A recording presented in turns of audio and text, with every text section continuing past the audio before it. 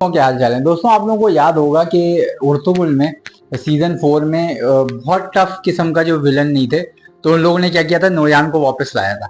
इसी तरह से सीजन 6 में इतना कोई टफ विलन आया तो था लूकस, पर वो लगा नहीं वैसे के ना, तो इन लोगों ने सोफिया को लाया। अब सीन ये है कि बड़ा इंटरेस्टिंग हो चुका है सीजन 6।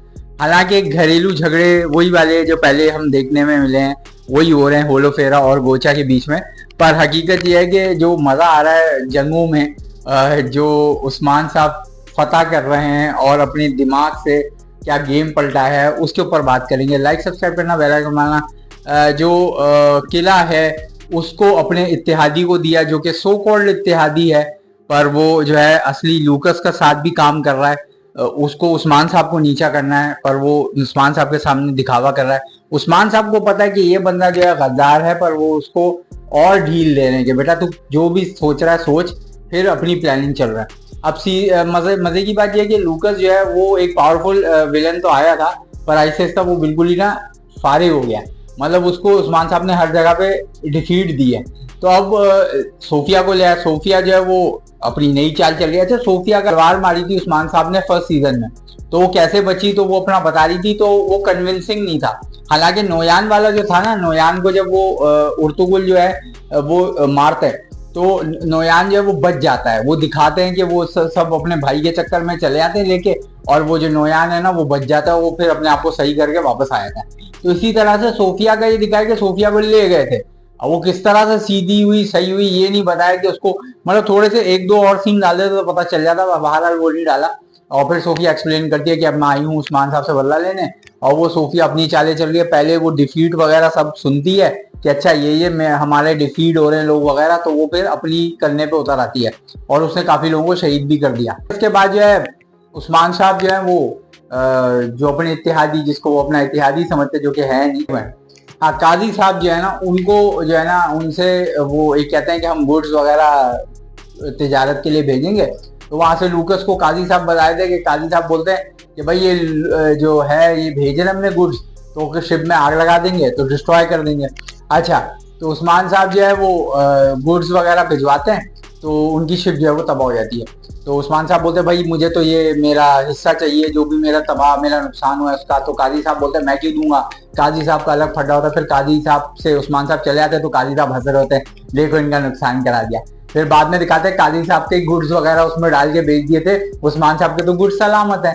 उस्मान साहब को कैसे पता चला, उस्मान साहब को भाई संगूर बताए थे सारी सिचुएशन कि भाई ऐसा ऐसा सीन है। तो वो जो है ना उस्मान साहब पहले ही गेम कर देते हैं।